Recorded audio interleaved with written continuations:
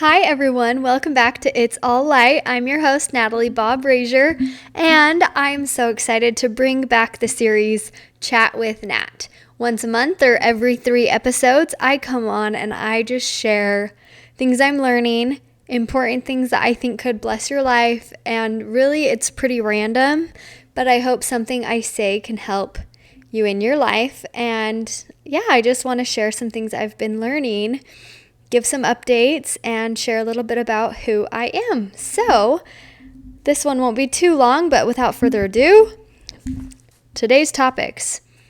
We'll touch on dating just because it's so fun for me to research and learn, and I'll do a little bit of book reviews and movie reviews for fun, and then I have some notes of just life lessons lately. So I'll start with dating. I saw the movie Materialists. If you haven't seen it, I highly recommend it. It was really good, really cute, and touched on a lot of points just in the dating world that made me laugh and made me want to continue to research. I'll have Julie Balkman, a dating coach, on in a few episodes so you can hear more from an expert. But my take on it is, it reminded me of the book Marry Him. If you haven't read it, you need to read it.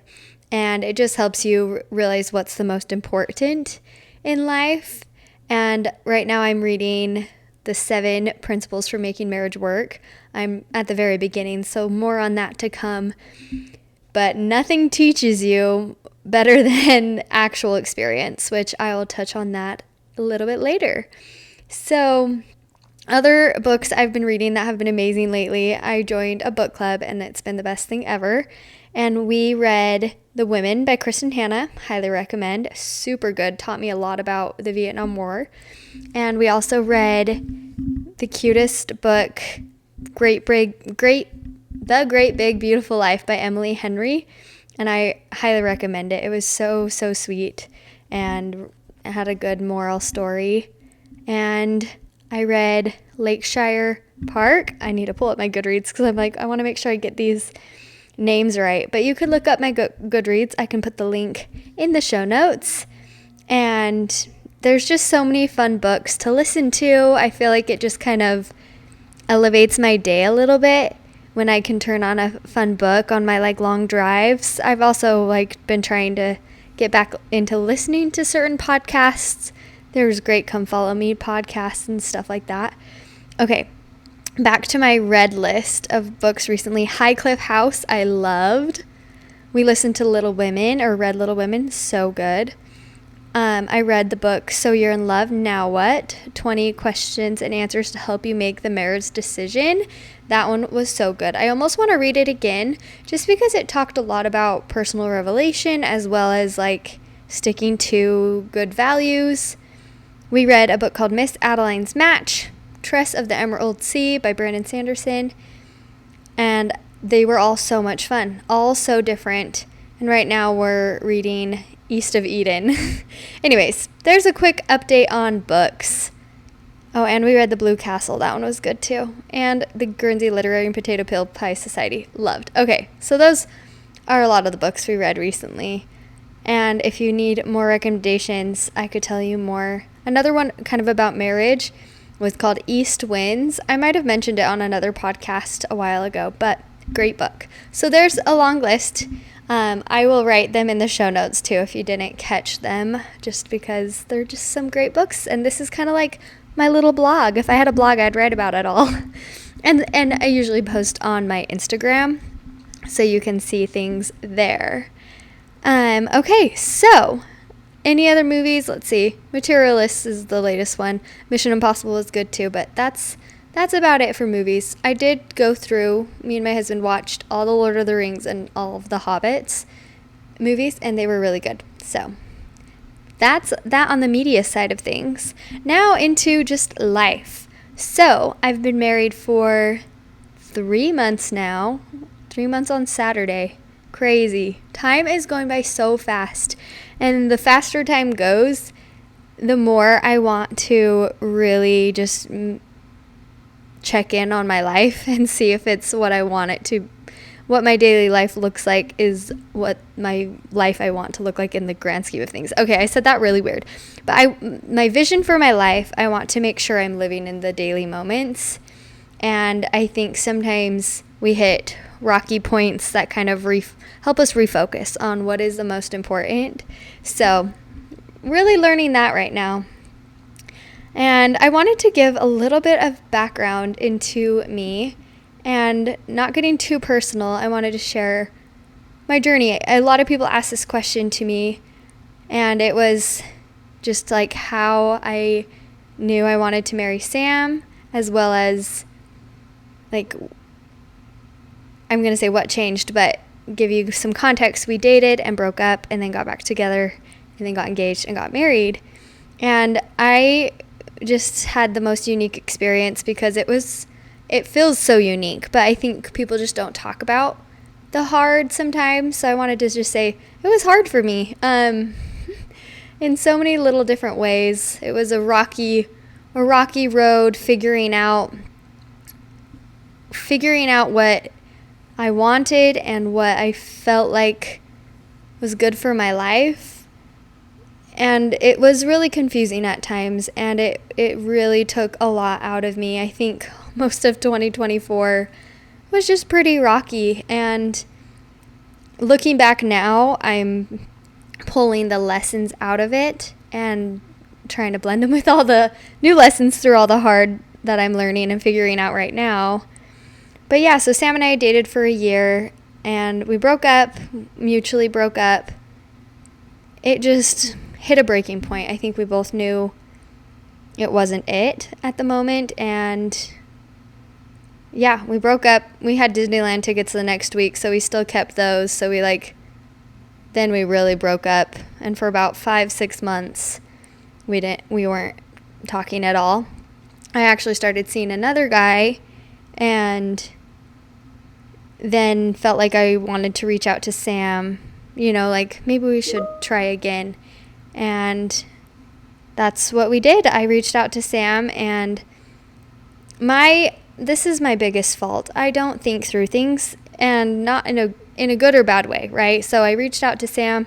He was planning on reaching out to me. We started talking, and to Sam, he's like, I want to get married. And to me, I'm like, hold on, like, I should have connected the dots. But I took my time, and I also was going on dates with this other guy, so I was trying to figure that out, and they're just different, super different people, like polar opposites. So it was interesting to see just the direction of my life, and it was really confusing and really hard, and I don't know, I'm queen of making messes, and that's what I did. And luckily things always manage to work themselves out, and it did. And then Sam and I started dating again. We went to DC, and then another not connecting the dots. We had looked at rings a little bit, but I still was thinking proposal was far away, which it wasn't. And we got engaged end of November and married end of March.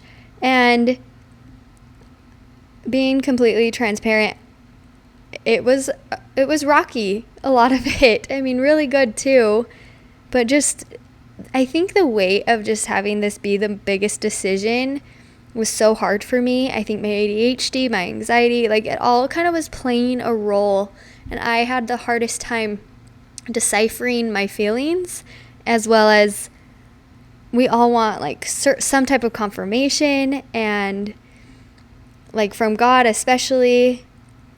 And looking back now, I'm only a few months into looking back, and I think things will make more sense as I go on. I learn from decisions that, for me, confirmation comes later. So little glimpses of my life show me the confirmations of my decisions. And along the way, I have to be very attentive to the moments that got me to where I am now, if that makes sense. So much easier looking back, right? Connecting the dots looking back. Moments of peace or getting blessings and trusting the unknown. I mean, I'm assuming for other couples who are picture perfect, they have their own hard as well. And and they also can look back and see, like, okay, my train of thought left me, but it'll come back.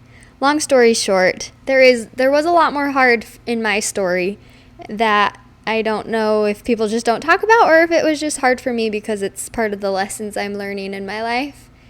But we made the decision, and it was a very together thing, and we both knew we wanted to choose each other.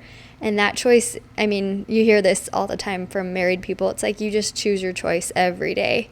And I think, oh, here's what I was saying. No matter the couple, there's like 9, well, in one of the books I read, I think it was a Marry Him book. It's like no matter what person you choose to be with, there will be like 9 ways of incompatibility. And of course, multiple ways of compatibility. But even if it was talking about like divorced people, it's like even with the next person, they'll have a numerous of other issues. So it's like no matter who you're with, there's so many lessons. And it's always reassuring when I mean, I'm not one to say, oh yeah, things are fine if they're not, or I like am more vocal about the truth of things. So it's like when I say, oh yeah, this funny issue in marriage, and people are like, oh yeah, that happened to us too. You know, it's so validating. And it's like, oh yeah, some of these are just growing pains. Oops, sorry. Some of these are just growing pains, and honestly, growing pains hurt, but they're also so rewarding. Like anything that's hard. And I think that's what people say is marriage is hard, but like love isn't. I think I heard that somewhere. But I don't know, it's fun to do life with someone, and marriage is great. My journey was just a bit rocky getting there, and here we are, and it's so good. I think a few big lessons in the last 3 months have been just doing the things you love together, and like capitalizing on all the little moments. Like I wanted to go to the mountains, and Sam wanted to see a movie, and we can get to the mountains anytime. We can watch movies anytime, but like there's certain moments when you need to give up what you want for what your spouse wants, right? We hear that all the time. Marriage is sacrifice. And like super little things, but it's looking and seeking those things. You'll hear that on the podcast episode next week with an amazing guest. I'm so excited that I had him on the podcast, and you'll have to stay tuned. But yeah, it really is all the things people tell you for marriage advice. It's like, oh yeah, they're so right.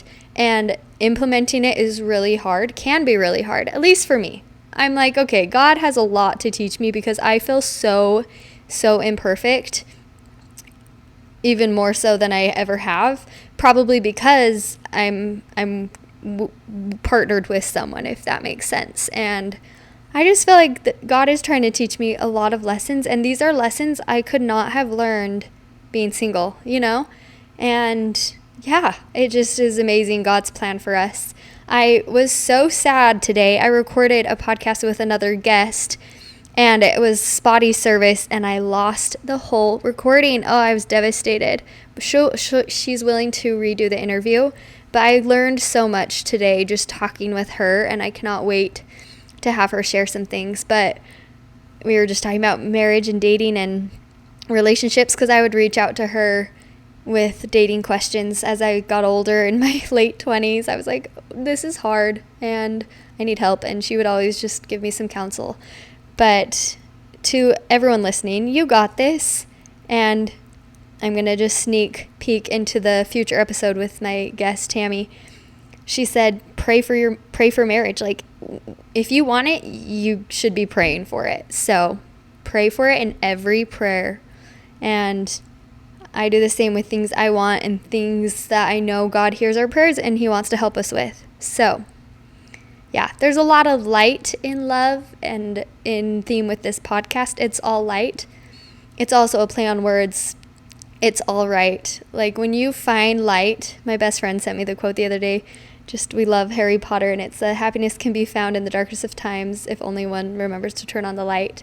And seeking that daily light is so good. And that leads me to another point I'll touch on later, but just like little habits I'm trying to build. Not perfect, but habits I'm trying to build, a lot probably from Mel Robbins and James D. Nicolantonio, but getting morning sunlight. And I leave my phone across the room, I unplug it just so the battery doesn't go crazy if it's full charge. But I turn off my alarm, flip my phone over, and then just as soon as I can, I try to get outside, go for a walk, go for a run. I've been trying to help Sam with breakfast and so on, which, yeah, there's more to that I'll talk on later. But yeah, just the morning sunlight is such a good habit. It just starts your day off brighter. And yeah, light. Sorry, that's why I jumped there, is morning sunlight. Let's see. I wrote down some notes, and it was just like keys to a good relationship: respect, validation. I had ChatGPT try to help me organize my thoughts, and I didn't write down the full thought to that, but also maturity. Maturity in marriage is, I've tried to adapt the no big deal mantra, like with little things that really are no big deal. And just, I think you hear couples talk about pick your battles. Like, it's all the things. Marriage is all the things, and all the good things too, right? It's so fun to just have a buddy to do everything with, to live with, to do chores with. Like, doing things together really is the best thing. It's the most connecting thing. Sam and I have favorite games we love to play. For any couples listening, the game Jaipur, Jaupur, is a 2-player game. We took it on our honeymoon too, and it's so much fun if you ever want a game to play. We also do trivia game called Linky. But little things like that, making dinner. Sam graciously is a great cook and cooks for both of us sometimes. And yeah, right now Sam is working through some health issues, also being transparent, and it's really, really difficult and hard. And he's on a new diet to try to help some things. And yeah, I'm trying to be supportive and do as much of it as I can with him. But man, marriage teaches you so much, and that's one of the things too. It's like going through hard things together is just bonding and strengthening. And I don't know, I have to catch myself so many times of just not understanding. Like, you really have to seek to understand your partner, and this goes toward anyone, like anyone in my family and so on and so forth. So yeah, all the lessons. I'm a little bit rambling, and I'm looking at the rest of my notes. I wanted to share, what do I light up about? And it's mainly just moments from maybe the month, the last week. And my list is baking, grounding, exercising, and painting. And then I made a side note of sacrifice, which I think I already touched on. But yeah, baking, I love to bake. Sourdough was enlightening for me. It was such a good movement for my life. And it's just led to enjoying being in the kitchen and being able to share treats with people. And yeah, grounding, I've been trying to get back into running and barefoot sprints across fields, just because it feels so good, moves your body in ways that you don't get when you're just like running on a road. And then exercising, thank you ChatGPT, gave me my powerlifting workouts. I try to do 2 to 4 times a week powerlifting at the gym, and it's awesome to get stronger. I was talking to an Olympian runner today for work, actually, Kenneth Rooks, an incredible person, but he was talking about just his drive and like having something where you can like work hard at it and see improvement. And I want to bring that back into my life, because that pushes me. Like, when I sign up for a race, then I'm dedicated to my routines a little bit better. But yeah, just overall exercise. Walking is one of my new favorites. I used to get out and run all the time, but now I get out and walk, and I love walking. And shout out to my Annie girl. She's a big walker too. And it just feels so good to walk. And sometimes I take my book along and have my Elizabeth Bennet moment. Let's see, a beautiful moment this week. I got to go with my coworker to her aunt's house and play with her Highland cows. It was hilarious and so fun. And then we stopped by the Ballerina farm stand in Camas, and I bought the croissants, and that is a highlight. They're on my counter right now, and they are delicious. Expensive, but delicious. And yeah, most of her things are probably that way. Anyways, I also put on my Instagram story, this is how I'll end the episode, just what people wanted to hear in this episode, and I got 2 answers. And one was, how do you keep passion, sparks, and interests alive while working a full-time job? And honestly, it can be really hard because your job can take it out of you, and then you come home and you don't want to do anything else. Like, that was me today. I worked, then I came home and had to eat food, and then I'm just like so tired that it's like, okay, I need to do all my other life things. But for me, like getting my podcast back into the swing of things, it just takes doing more of it, and like that one sacrifice to then be able to propel you into making, I guess, more sacrifices for time to do those things you love. And it does take time, but it's always worth it in the end when you know it's something you love. So sometimes it's like blocking out time. And lately, I mean, I think marriage has taught me like really how to slow down. I'm not trying to go to social gatherings, which I do miss. I need a couple friends, and I need to figure that whole side out again because I miss being super social. But at the same time, it's taught me to just like slow down, and like sometimes we don't have any plans for the week or the weekend, and I'm like, wow, no plans? Like, what are we going to do? Like, it's leaves more room for some spontaneity as well as just time to relax and chill. But I would just say make a list. Like, I love lists. My notes app, so many lists, so many notes. My journal, so many lists, so many notes. And make a list, and then maybe just like circle one to do for a week. Like, and even if it's just one time that week, like for me, one of mine that I need to recircle is playing the violin. I've just like left it in the closet, haven't touched it in so many months. And sometimes it's putting like a race on your calendar to get out and run, or for me it's like a musical number like that I have to work toward. And once it's like an obligation and on my calendar, then I like have to do it. So you could try things like that. Or I don't know, I love painting, and I finally pulled my paints back out. They were like impossible to open, but without like a wrench or screw or a wrench. Yeah, I think that's what it's called. Anyways, but I pulled them out and I was able to paint my mom a painting for Mother's Day, and it was so amazing. I'm like, okay, I want to paint every day, you know? Like I get into these hobbies and I'm like, I want time to do them. And I think finally getting it back into it, I remember how much it can benefit me from doing the things I love. And yeah, I think it just can grow, and you find more time to do the things you love when you finally make the time to sacrifice. It's like if you go off sugar, the first time saying no, the first like 3 times to say no to a treat is really hard, but then it becomes a lot easier. So it's like making that first sacrifice, that first step, blocking out time.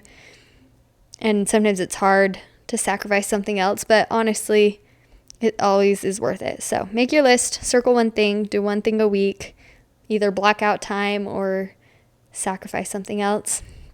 And then I hope that helps. Oh, and my other thought with that too is it's really cool at work. We have a discovery seminar, and we're reviewing like our strengths. We also do a work assessment of our work styles, and we also just throw in our love languages and our color code test. And we are going over some of it right now. And one of the like icebreaker questions was like, what side hustles are you in and a part of? And a lot of my coworkers are in so many things, side hustles, as well as other projects. And I was amazed. I'm like, holy cow, these people do so much on top of their full-time jobs. And our work like doesn't condone it. I mean, of course, if it's takes over your job, then it's not good. But usually it adds to it because it's an outlet where you discover more about yourself and your creativity that you can then take to work and apply to the other facets of your life. So there is room for both. It's not a balance, it's a blend, right? And yeah, that's that. And then the other submission I got was how to have Christ-like love for family and in-laws. Well, I'm new to that space. I mean, for family, not new to that space, but for in-laws, I'm new to that space. And yeah, there's a lot to that. I think the foundation for my thoughts is just like Christ-like love in general. And the more I get back into my podcast and listen to some of my guests talk about Jesus and his love, the more I'm just in awe with how powerful it can be. And praying for it helps so much too. and just remembering it in your life, because once you feel it in your life, it's easier to feel it for others. So praying to feel that. There's really powerful experiences where you can ask God if he loves you in your prayers out loud too. If you can find a spot to go pray out loud, I highly recommend it. And you can ask Christ if he loves you, and just sit and listen, and like listen with your soul and feel it in your whole body. I think I haven't done that in a long, long time, just because it's become a part of me, and I just know that, and I think I'm gifted with knowing that God loves me. But with Christ-like love, like, I think that's why we have marriages, so we learn what Christ-like love is.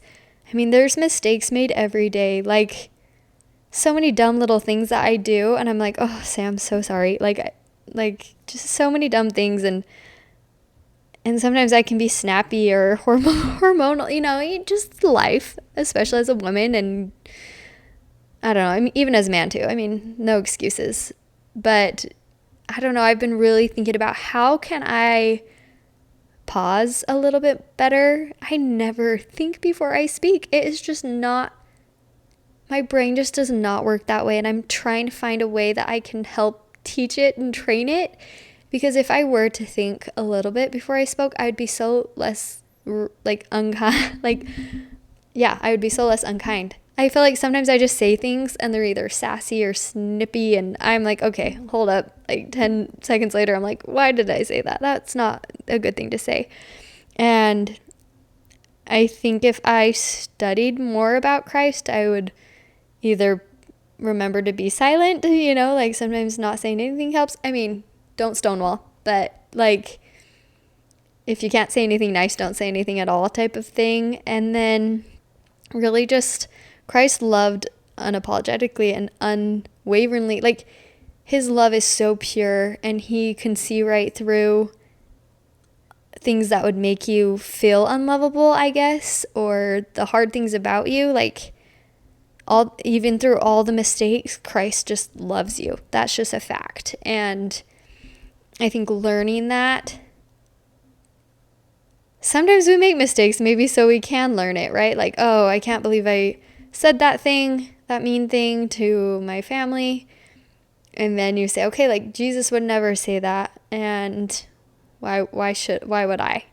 Words can cut. And so I think Christ-like love is really just being mindful about what you're saying to others, to your family, to the ones closest to you.